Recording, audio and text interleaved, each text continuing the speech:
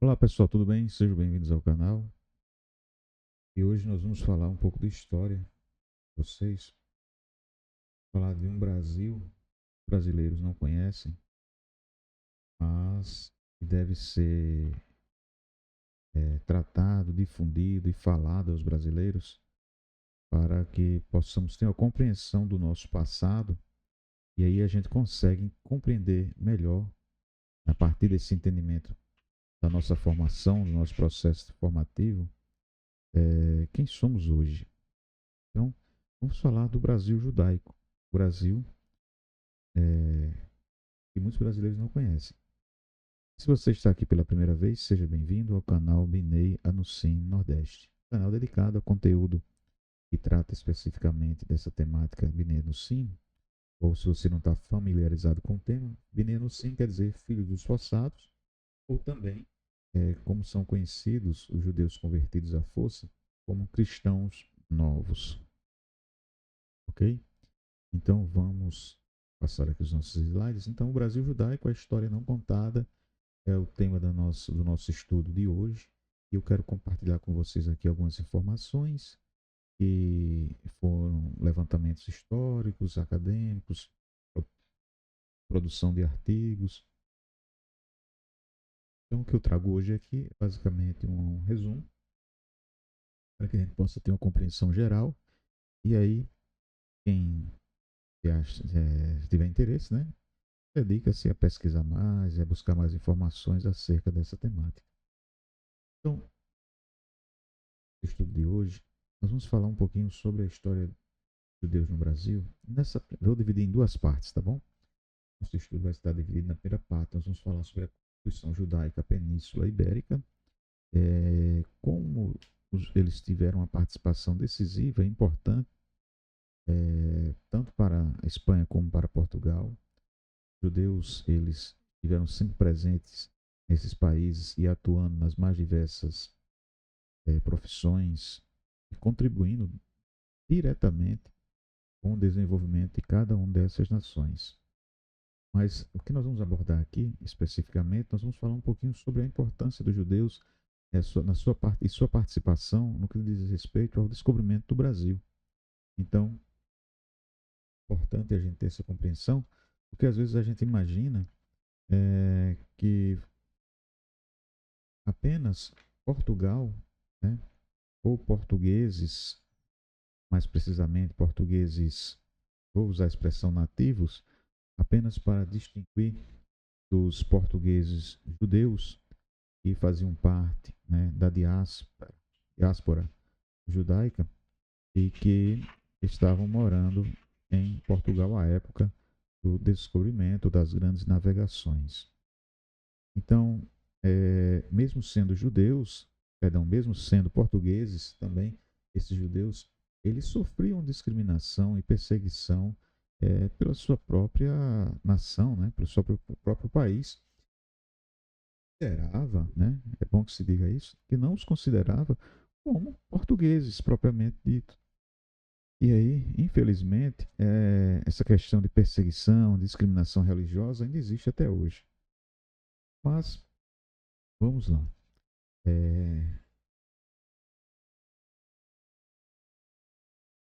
Então, a história dos judeus no Brasil, ela é repleta de momentos, tá certo? De injusta perseguição, sofrimento.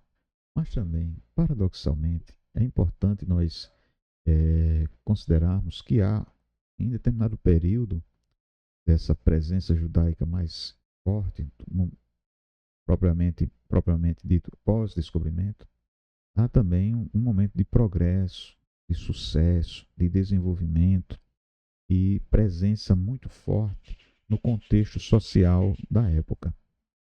As contribuições dos primeiros judeus em terras brasileiras são incontestáveis. Basta nós focarmos um pouquinho e, se desejarmos pesquisar, como o Recife antigo, o Recife no período colonial, se desenvolveu fortemente durante a ocupação holandesa, como esses judeus lograram êxito em atividades comerciais, em atividades industriais da época. Uma figura importante na história do Brasil, que é o padre Antônio Vieira, padre católico, foi uma figura de destaque no que diz respeito a reconhecer a importância para a sociedade brasileira da presença judaica.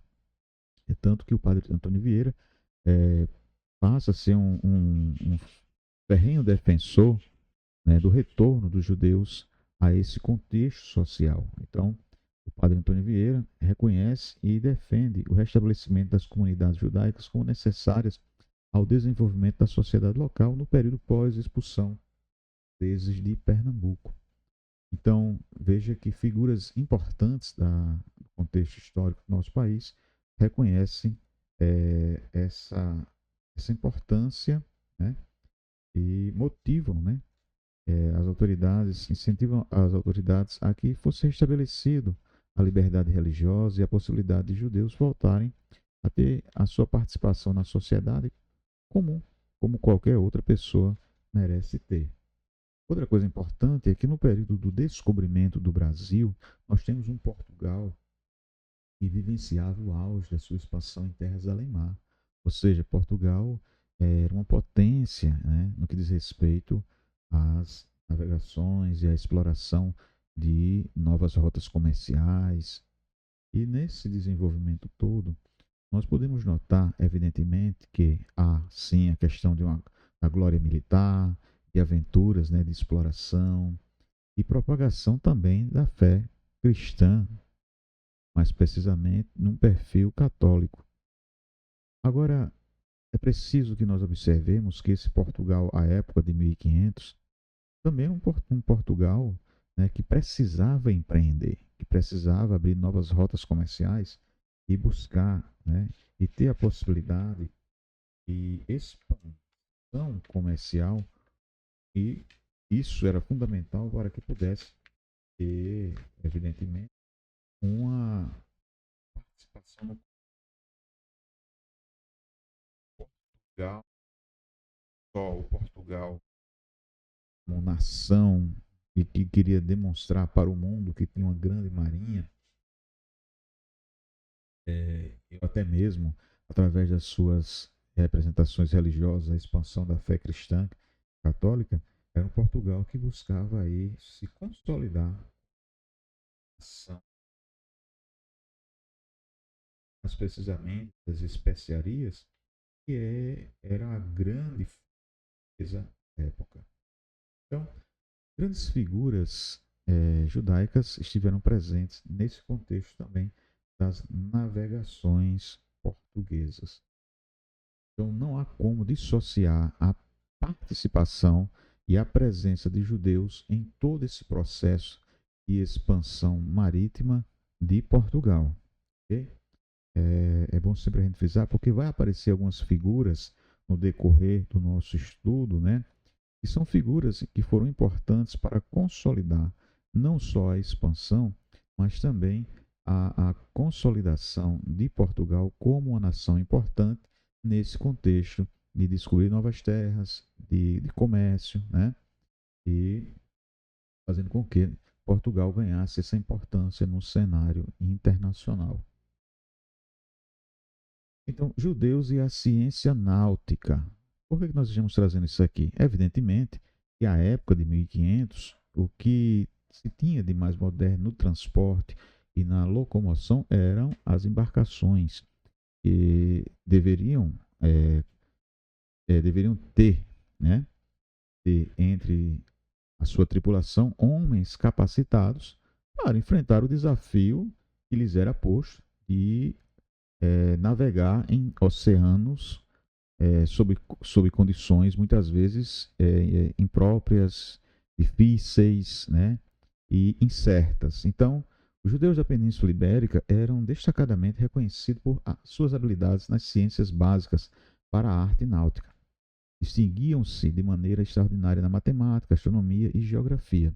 Então, observe que os judeus estavam tão inseridos no contexto social e participando ativamente da vida comunitária portuguesa e espanhola também, e era comum você ter judeus que se destacavam, né, como intérpretes, como matemáticos, como astrônomos, né, como médicos. Então, tudo isso mostra que os judeus, quando chegam à Península Ibérica, eles não ficam isolados. Eles procuram interagir e se integrar à população local. E, de certa forma, inevitavelmente, eles vão estar contribuindo para o desenvolvimento daquele país, daquela nação. Ok? Isso é algo natural. À medida que uma pessoa chega em um determinado país e se integra à população local, ele passa a fazer parte e a dar a sua parcela de contribuição. E não era diferente com os judeus, que mesmo em uma diáspora que já se arrastava há séculos, onde eles estavam, contribuíam de maneira é, relevante com a sociedade local. Nós estamos trazendo aí alguns nomes, se vocês podem observar na apresentação, nomes esses que são citados no artigo História dos Judeus no Brasil, e só para vocês terem uma ideia desses nomes que são mencionados nesse trabalho. Então ele traz aí como Abraham Bar-Hia, que é autor das obras, olha só, Formação da Terra, Cálculo do Movimento dos Astros e Enciclopédia.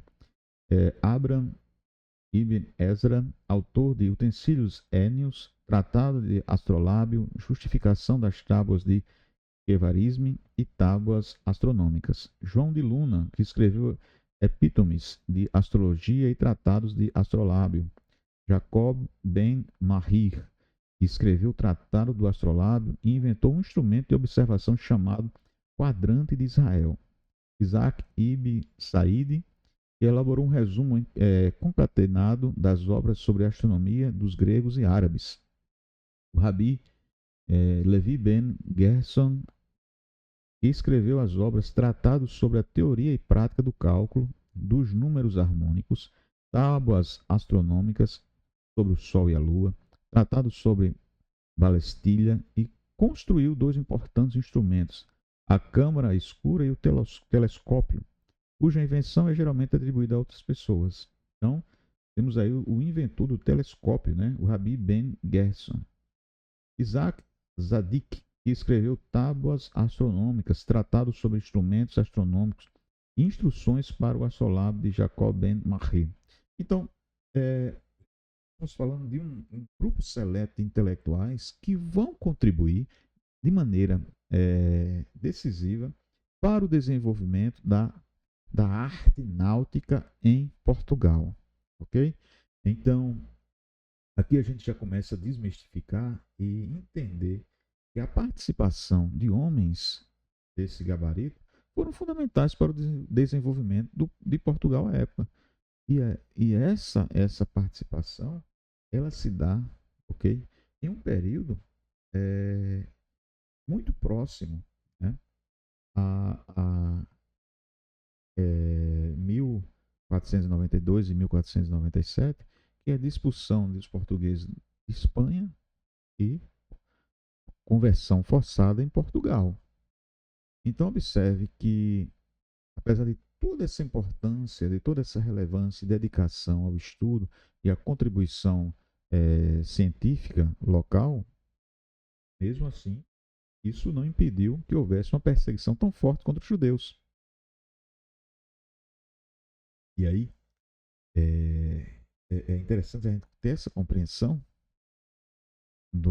desses acontecimentos históricos para que a gente possa desmistificar muita coisa que às vezes é repassada através da mídia.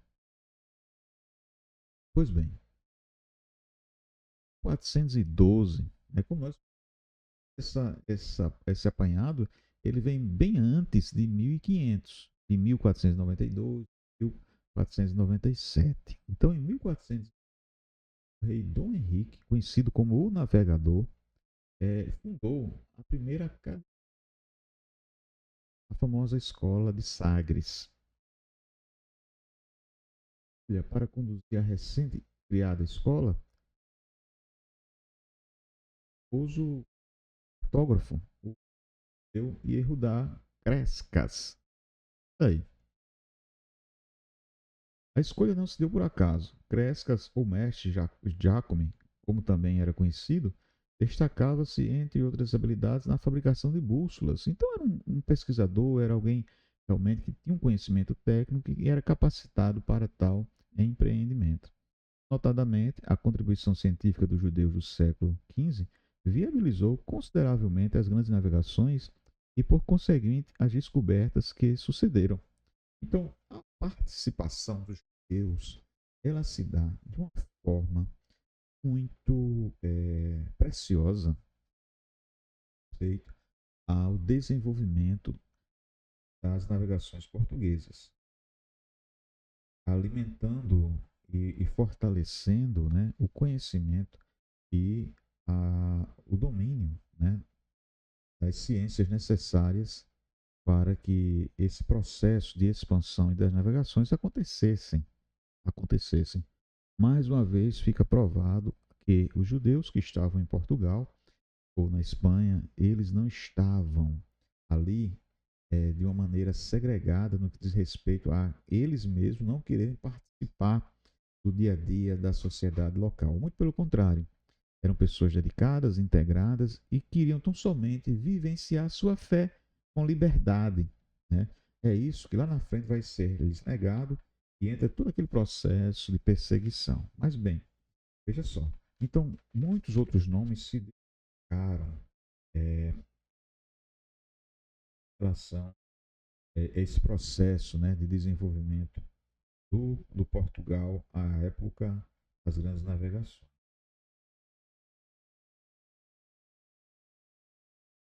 Contestar a participação de judeus que marcaram rumo às novas descobertas nas grandes navegações empreendidas por Portugal. Observe que Pedro Álvares Cabral, comandante da expedição do descobrimento do Brasil, tinha entre seus comandados muitos judeus, conselheiros, né, médicos, astrônomos, intérpretes, comandantes de navios e em outras funções relevantes àquela operação naval comandada por Pedro Álvares Cabral, que justamente terminou chegando em terras brasileiras. Há quem diga, inclusive, que um destacado comandante de navio e homem que gozava de um respeito e consideração por parte do rei Dom Henrique, teria incentivado Pedro Álvares Cabral a mudar a rota, né? E chegar onde chegou, que foi justamente no Brasil. Então, essa figura conhecida como Gaspar da Gama, ou Gaspar de Lemos, homem de grande, vamos dizer assim, de grande respeito diante do monarca português, também fazia parte dessa expedição e comandava um navio, né, um navio de mantimentos, né, da expedição comandada aí por Pedro Álvares Cabral. Então, essas informações, elas são extremamente relevantes para que a gente possa compreender um pouquinho da nossa história, né? Onde nós chegamos e por que chegamos. Mas vamos adiantar. Então, agora que nós já entendemos a importância da participação dos judeus no processo de descobrimento do Brasil, de maneira bem resumida, evidentemente, é, o que nós queremos mostrar para vocês aqui é que vou desmistificar muita coisa que às vezes é passada de uma maneira tosca, de uma maneira enviesada e que não condiz com a realidade dos fatos históricos. Então, os judeus estiveram sim presentes muito antes do descobrimento, participando da formação da grande escola de Sagres, a escola formada por Dom Henrique, uma escola voltada para formar pessoas capacitadas para enfrentar os desafios, né, das navegações daquela época, que eram desafios extremos. Se hoje nós temos um navio com muita tecnologia, naquela época a tecnologia era mínima, né? Era muito deficitária e envolvia muitos riscos uma operação naval, da forma como era tocada, navios que muitas vezes não ofereciam as mínimas condições de navegação para os desafios que estavam prestes a enfrentar. Então, tudo isso se fazia necessário que desenvolvesse, né, que fosse desenvolvido um perfil acadêmico, de pesquisa, de ciência, para suprir, né, as demandas e também as necessidades das operações navais. Bem, nessa segunda parte do nosso estudo, nós vamos falar um pouquinho sobre a questão dos forçados a abandonar tudo. Isso é justamente agora nós vamos tratar desse processo de perseguição aos judeus que ocorre a partir de 1492 na Espanha e 1497 em Portugal. Então, veja que mesmo com toda essa contribuição dada pelos judeus a esses dois países, os reis à época decidem por persegui-los, né? Ou seja, a intolerância religiosa dominou o coração desses monarcas, fazendo com que eles se voltassem contra os judeus, né, desses dois países. Então, a Península Ibérica, como é conhecida Espanha e Portugal, nós temos dois períodos aí muito marcantes, né? 1492 na Espanha e 1497 em Portugal. Então, em 1492, o rei da Espanha expulsou os judeus de seu território, ou seja, o cenário de perseguição forçou muitos desses judeus a buscarem outros países para se refugiarem. Uma opção passou a ser o vizinho país de Portugal. Então, muitos judeus que estavam na Espanha decidem agora migrarem, né, para Portugal, em razão dessa expulsão do território espanhol. Já em pouco tempo, ou seja, 1497, os judeus que haviam chegado a Portugal teriam que enfrentar mais um contexto de perseguição e intolerância religiosa. E, de igual modo, ao ocorrido na Espanha, também foram expulsos das terras lusitanas. Ou seja, ou se quisessem permanecer, deveriam se converter ao cristianismo católico, mais precisamente. Agora, esses refugiados se viam diante de uma situação que os obrigava a abandonar sua fé ou preservá-la em oculto. E a saída que muitos encontraram foi uma pseudo-conversão ao cristianismo católico, ou seja, eles eram católicos na rua e judeus em casa, né? Período da história marcado por um movimento que passaria a ser conhecido como criptojudaísmo, ou seja, judaísmo que não era público, era um judaísmo oculto, né? Então, muitos judeus publicamente, ou seja, apesar de muitos judeus publicamente haverem se convertido ao cristianismo católico, eles reservadamente praticavam o judaísmo em casa, no seio familiar, entre os amigos mais próximos. Em razão dessa conversão forçada ao cristianismo, foi cunhado, né, o termo anusim, ou seja, forçados, para tais pessoas convertidas à força, passando seus descendentes a serem chamados Bnei Anusim, ou seja, filho dos forçados. Então, é um período triste da história, porque as pessoas elas foram impedidas de exercerem a sua fé com liberdade. E como nós vimos até agora, os judeus eles estavam inseridos na sociedade, tanto a portuguesa como a espanhola, e contribuindo com o desenvolvimento dessas nações. Apesar das limitações que os reis eles impunham, né, quando lhes era conveniente, altíssimos valores para que os judeus pudessem ter um pouquinho de liberdade.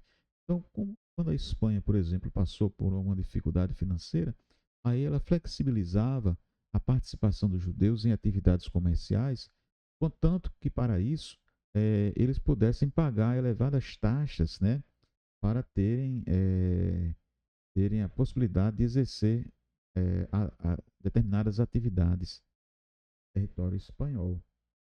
Ou seja, eram tratados não como partes, né, integrantes da população espanhola, mas sim eram colocados a largo, né, deixados à deriva, por assim dizer, em relação à população, ao restante da população. Então, a diáspora sefardita e os primeiros contatos. O termo sefardita também é um termo hebraico que significa Espanha, né? Então, a diáspora sefardita ocorre em 1492, como nós já falamos anteriormente, quando os judeus foram expulsos da Espanha pelo decreto de Alhambra. E em 1497, Portugal os forçou à conversão ou ao exílio. Esses eventos desencadearam a diáspora sefardita. Então, outra terminologia que talvez habituado a costumeiramente ouvir. Então, essa diáspora é ela que vai fazer com que uma grande leva de judeus desembarquem em terras brasileiras. Os judeus já vivia uma diáspora em relação à sua terra original, ou seja, o território de Israel. Estavam espalhados pelo mundo. E agora, esses judeus portugueses e espanhóis novamente se viam obrigados a deixar suas terras, suas nações, seus países, em busca de um novo lugar para morar, para viver. Cristãos novos, que também é uma terminologia empregada a esses judeus, que eram conversos, né, que eram convertidos à força ao cristianismo católico, embarcaram nas frotas portuguesas, participando ativamente das grandes navegações, incluindo a expedição de Pedro Álvares Cabral em 1500, marcando desde o início a presença judaica na história brasileira. Então, um exemplo clássico é o de Fernando de Noronha, né? Primeiro arrendatário de terras brasileiras, concedido aí pelo rei de Portugal. Fernando de Noronha, que inclusive é o nome da ilha que nós é, temos aqui no litoral do Nordeste, era um judeu português, um desses navegadores, desses exploradores que chegaram a desembarcar aqui no Brasil.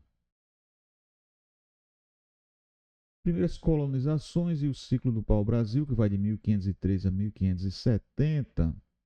Nós temos as capitanias hereditárias divididas entre donatários portugueses a partir de 1532, estruturando a colonização do território.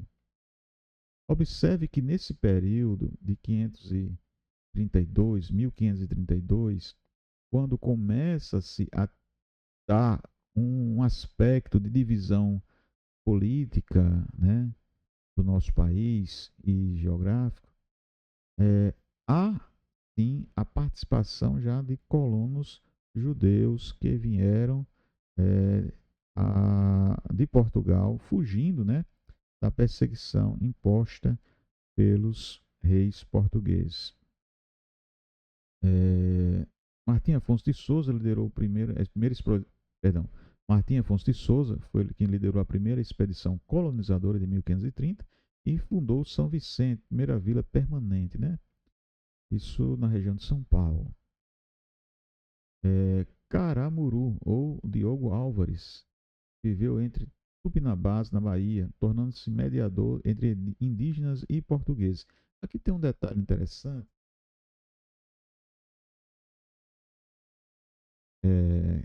Caramuru é uma figura da história do nosso país, né, que ele foi um náufrago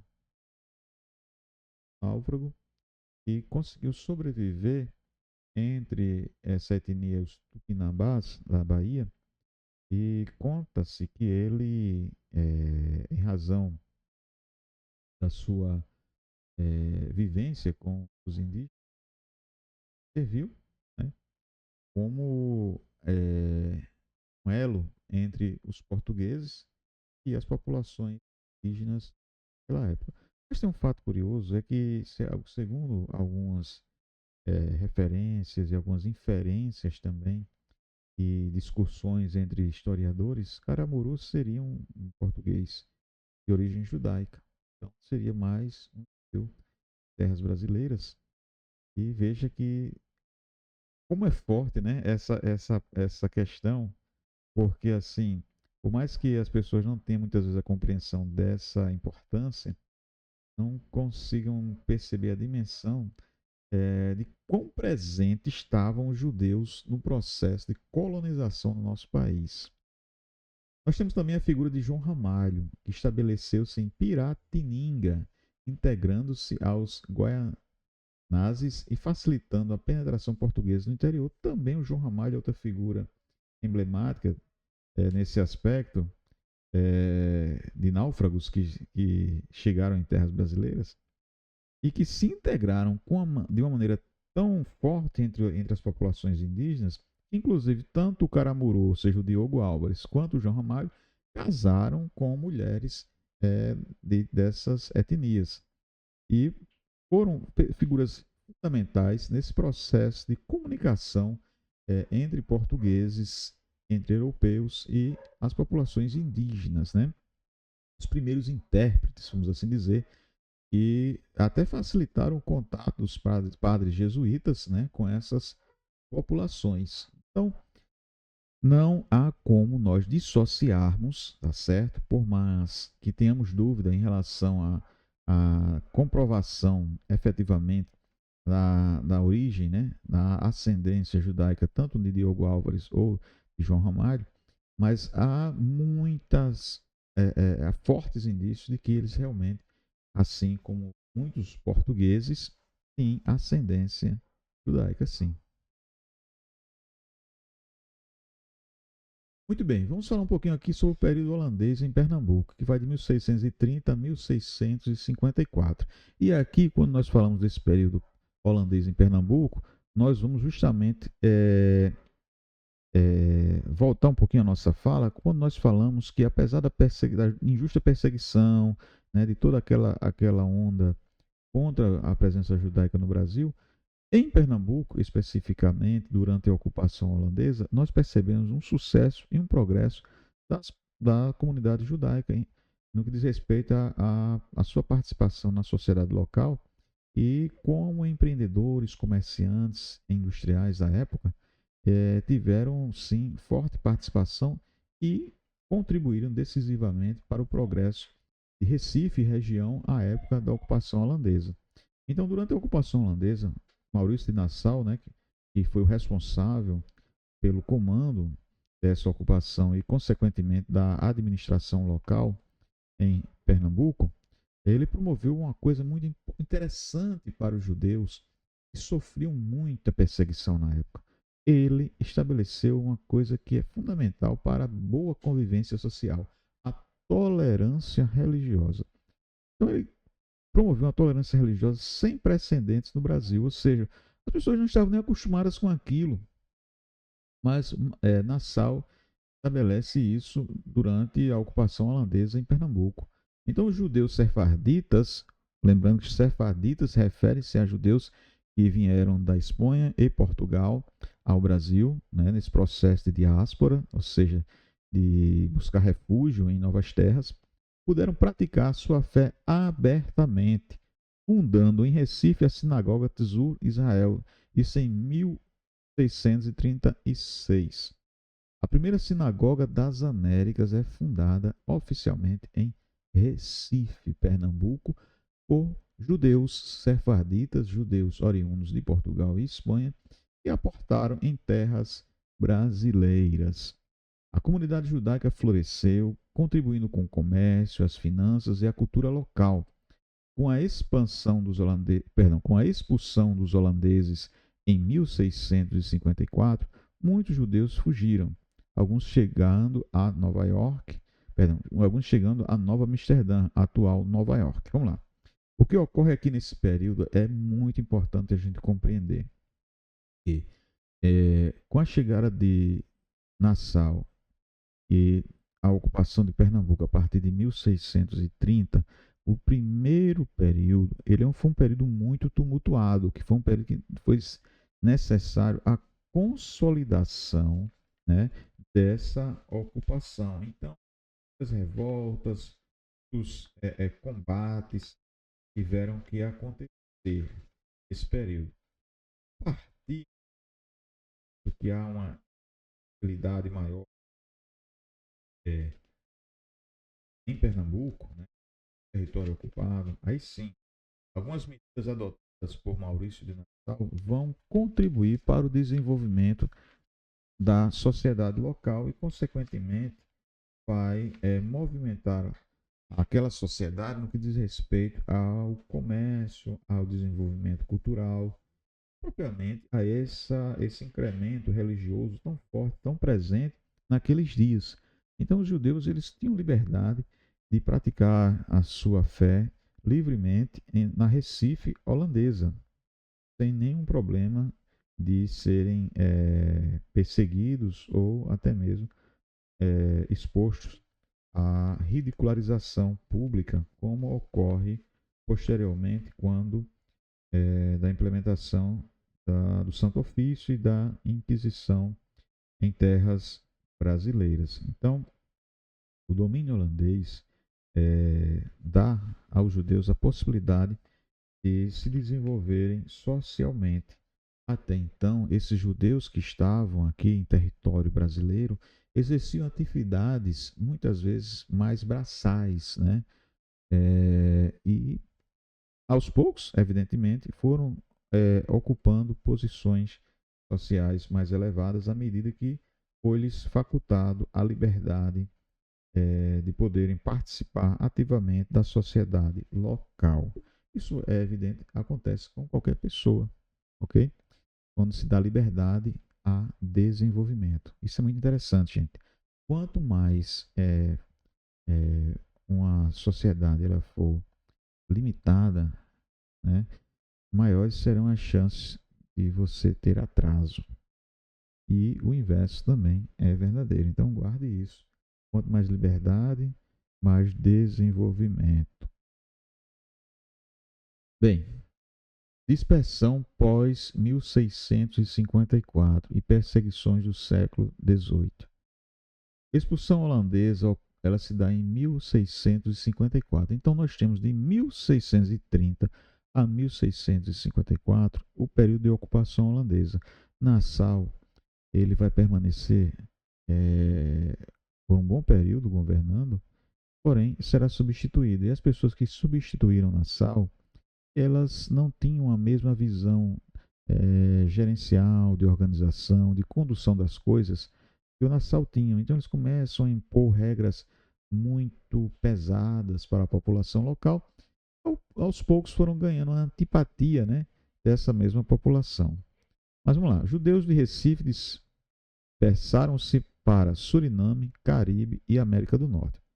E aqui tem uma coisa muito interessante, porque foi um ato de muita ignorância por parte da coroa portuguesa e daqueles que detinham o poder da gestão no Brasil em relação a essa população. O que ocorre?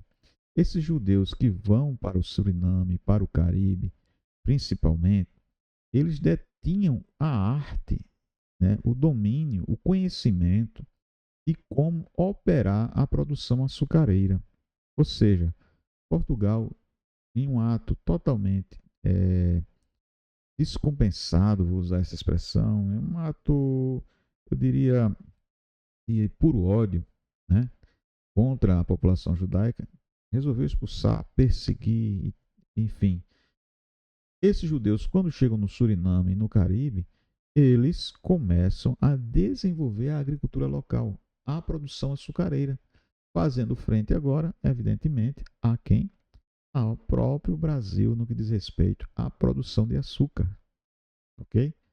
Então veja, perdemos mais uma vez um grande contingente, né, para a época, de pessoas capacitadas, né, de pessoas que realmente tinham uma formação técnica muito importante para a indústria açucareira daqueles dias.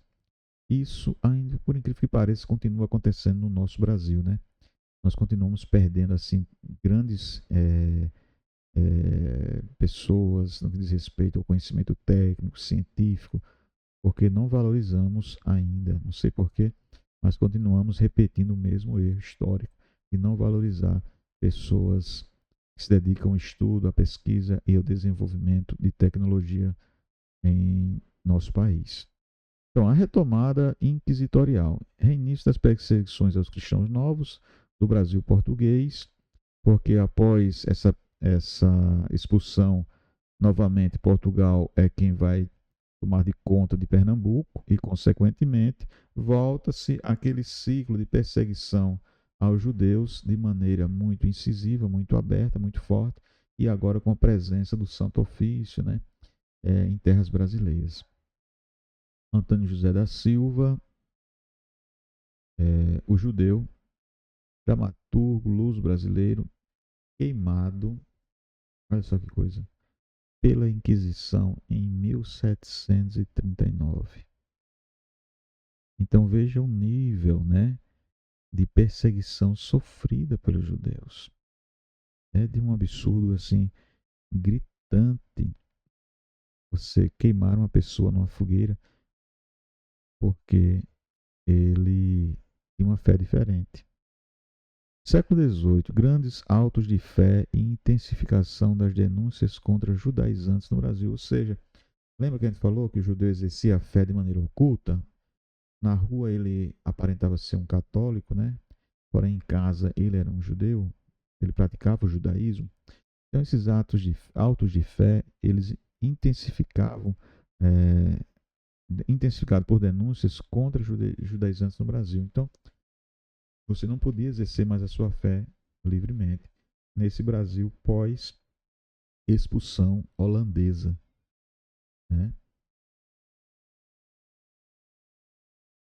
Em 1773 a 1774, o Marquês de Pombal ele promulgou reformas que aboliram legalmente a distinção entre cristãos velhos e cristãos novos. Até isso, né, é importante a gente frisar que mesmo a pessoa se convertendo, ele recebia um carimbo de cristão novo e ele não era tratado igual a um cristão velho, ou seja, aquele português que tinha nascido num lar cristão e que praticava a sua fé cristã. Então, mesmo a pessoa se convertendo, mesmo a pessoa frequentando a igreja, indo à missa, participando de toda a parte é, ritualística exigida pela Igreja Católica, ele era tratado de maneira diferente, não recebia o mesmo tratamento. Então, a partir desse período, dessa lei de 1773, ficou proibido o uso dos termos pejorativos e garantiu igualdade jurídica aos descendentes de judeus convertidos, encerrando séculos de discriminação institucionalizada e abrindo caminho para a maior integração social dos judeus do Brasil colonial. Agora observe que desde que nós iniciamos aqui a nossa palestra, essa nossa interação, nós estamos falando de judeus que em nenhum momento eh, se negaram a participar da vida social, da sociedade ou da comunidade onde eles estavam. Sempre buscaram a integração, a interação. A única coisa que se desejava era a liberdade de exercer a sua fé. E um ponto interessante que o judaísmo ele não é uma religião que tem como premissa e como objetivo o proselitismo, ou seja, a conversão de outras pessoas à fé judaica. Então, é uma religião que convive muito bem com outras religiões e, no contexto social, é perfeitamente adaptável no sentido de convivência, ok? Independência e século XIX. Com a independência do Brasil em 1822 e as reformas liberais do século XIX, os judeus alcançaram maior igualdade civil. Destaque para a comunidade judaica na Amazônia, formada principalmente por imigrantes marroquinos que se estabeleceram em cidades como Belém e Manaus. A sinagoga Porta do Céu, em Belém, é símbolo dessa presença sefardita no norte do Brasil, refletindo um processo de assimilação gradual e continuidade da identidade judaica no país. Então, observe que a presença judaica no Brasil, ela, ela é marcante, ela é importante e a contribuição que é dada à formação dessa nação que nós chamamos de Brasil é de uma relevância significativa imensa, ok? E, como eu já disse e repito, em nenhum momento os judeus que chegaram no Brasil impuseram qualquer eh, comportamento sectário ou que não queriam se integrar à população local. Muito pelo contrário, em boa parte, esses judeus eles terminaram se assimilando, ou seja, passando a viver e a praticar costumes locais. Então, tudo isso é prova incontestável de que o que eles desejavam era apenas apenas uma terra para morar, certo? Um lugar para viver em paz e não ser perseguido pelo simples fato de ele ser judeu. Então não havia interesse algum por parte desses judeus, de, vamos dizer assim, de modificar a sociedade local, ok? Então é importante demais a gente ter essa compreensão. Vamos lá. E aí, séculos XIX a século XX, o que é que nós temos? 1880, leste europeu, nós temos os judeus que são conhecidos como os Askenazim. Então, eles fogem da Rússia e da Polônia e chegam ao Brasil em grande número, né? A partir de 1880. Aqui nós já estamos falando dos séculos XIX e XX, né? Um tempo mais para frente, mas só para dizer que continuavam a chegar em terras brasileiras muitos judeus. E observe sempre a mesma característica: fugindo, se refugiando, né? Muito interessante isso aí. De igual modo, nós também recebemos muitos imigrantes do Marrocos e do Oriente Médio, que também se estabelecem no Nordeste do Brasil e na Amazônia em meados do século XIX. Então, judeus do leste europeu fugindo da Rússia, da Polônia e outros países daquela região geográfica, e também judeus do Marrocos e do Oriente Médio, do Irã, do Iraque, da Síria, do Líbano. Então, de todos esses locais aí nós recebemos judeus aqui no Brasil, a partir do século XIX. E aí o que acontece? Com a chegada desse grande número de judeus já mais recente, né? Comunidades começam a se organizar em São Paulo, Rio de Janeiro, Porto Alegre, e aí começam a fundar sinagogas, escolas e associações culturais para justamente integrar mais uma vez essa população de judeus à comunidade e à sociedade brasileira. Então, é muito interessante nós temos essa compreensão que os judeus chegam ao Brasil não para ficarem isolados, separados, mas para estarem integrados à sociedade. A imigração intensificou-se a partir de 1905 com a Revolução Russa, né? E nos anos 1930 com os judeus fugindo do nazismo na Europa Central. Então, mais uma vez, presença de judeus chegando em grande número aqui no Brasil e a história sempre se repetindo. Por que esses judeus estão chegando no Brasil? Porque estão sendo perseguidos nas nações onde eles anteriormente residiam, né? Onde anteriormente eles moravam. Então, é lamentável que isso ocorreu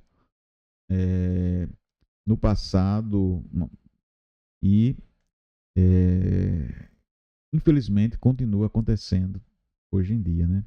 Essa onda de antissemitismo muito forte, desencadeada recentemente, onde nós percebemos, inclusive, a grande mídia, né, passa pano e trata esse assunto com certo desprezo, infelizmente. Contribuições dos judeus no Brasil, na economia, eles estão presentes. Comércio, financiamento de expedições coloniais, desenvolvimento do açúcar e redes mercantis atlânticas, na religião, né, fundação de sinagogas, tradições e formação de um pluralismo religioso brasileiro, ou seja, diferentes religiões fazem parte da sociedade brasileira, na cultura, aí vem a literatura, a arte, ciência, educação. Clarice Lispector, que não está aqui no slide, mas Clarice Lispector, né, uma conhecida escritora brasileira de origem judaica. Brasileira porque adotou o Brasil como seu país, né? Mas que é uma dessas que vieram de países do leste europeu. Identidade nacional, presença desde o descobrimento, contribuindo para a diversidade étnica e cultural do povo brasileiro. Então, no processo de formação do nosso povo, nós temos a presença indígena, a presença portuguesa, a presença africana, a presença judaica, ok? Por que eu destaco essa presença judaica da portuguesa? Porque mesmo muitos judeus sendo portugueses, esses judeus, eles guardavam uma cultura, né, milenar, e era transmitida de pai para filho, e isso só vem a contribuir ainda mais nessa formação da identidade no nosso povo, ok? Então, referências visuais e genealógicas, documentos inquisitoriais. O que é que nós estamos querendo falar aqui? Veja só. E há documentação que comprova tudo aquilo que nós falamos até agora com vocês. Então, documentos registros, né, das visitações dessas confissões, denúncias e autos de fé que foram preservados no Arquivo Nacional da Torre do Tombo, em Portugal, com registro de 1591 a 1624, que tratam justamente desse período de perseguição muito forte a judeus no Brasil colonial. Ok? Genealogias e linhagens. Então, as árvores genealógicas de famílias de cristãos novos no Brasil colonial, permitindo rastrear descendentes de judeus sefardita até o século XIX. Então, muitos brasileiros que fizeram a sua pesquisa genealógica chegaram a famílias de cristãos novos, comprovando a sua ascendência judaica.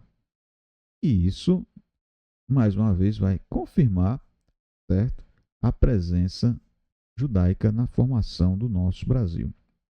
Mapas coloniais, a cartografia dos séculos XVI e XVII, ilustrando capitanias, rotas comerciais e centros urbanos onde comunidades judaicas se estabeleceram no Brasil, como, por exemplo, na Bahia e em Pernambuco.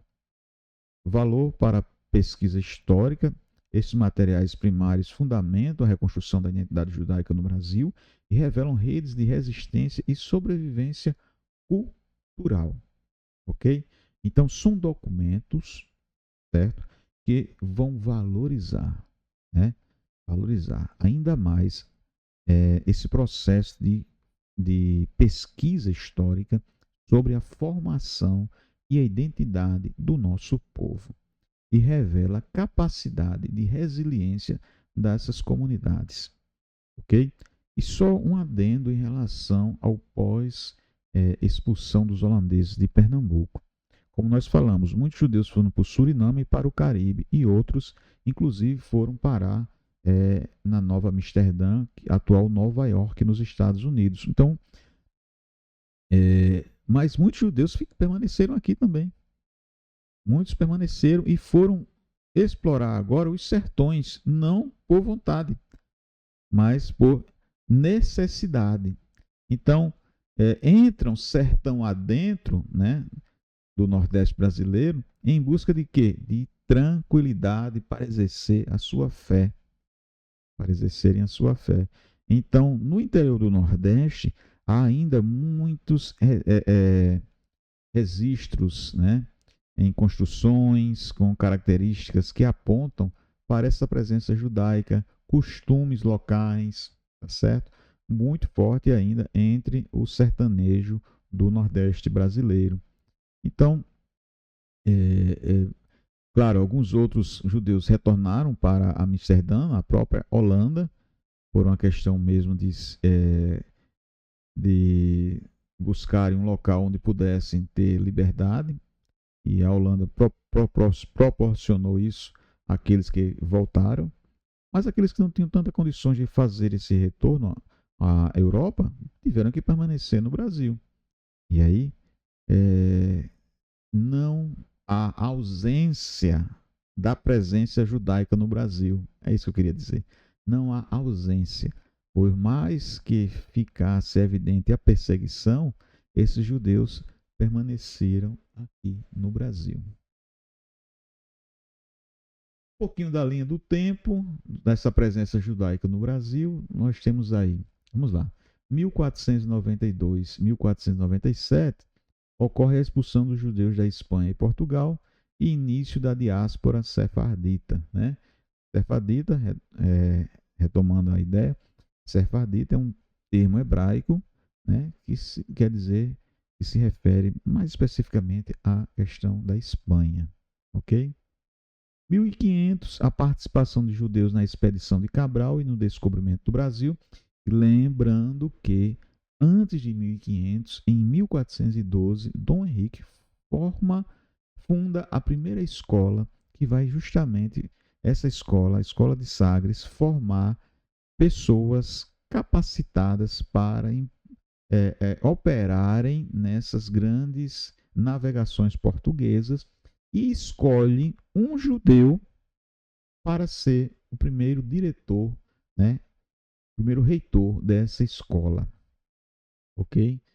Cuja finalidade era a formação nas ciências ou na ciência náutica.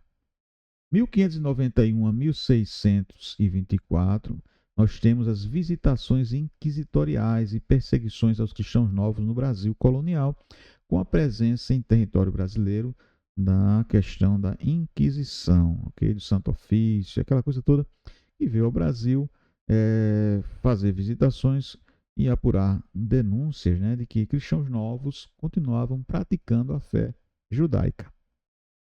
1630 a 1654, período holandês em Pernambuco, marcado pela liberdade religiosa, desenvolvimento da indústria açucareira, desenvolvimento mercantil, cultural, e também é construída a primeira sinagoga das Américas, a Sinagoga Tesur Israel, em Recife. 1773 a 1774, temos as reformas do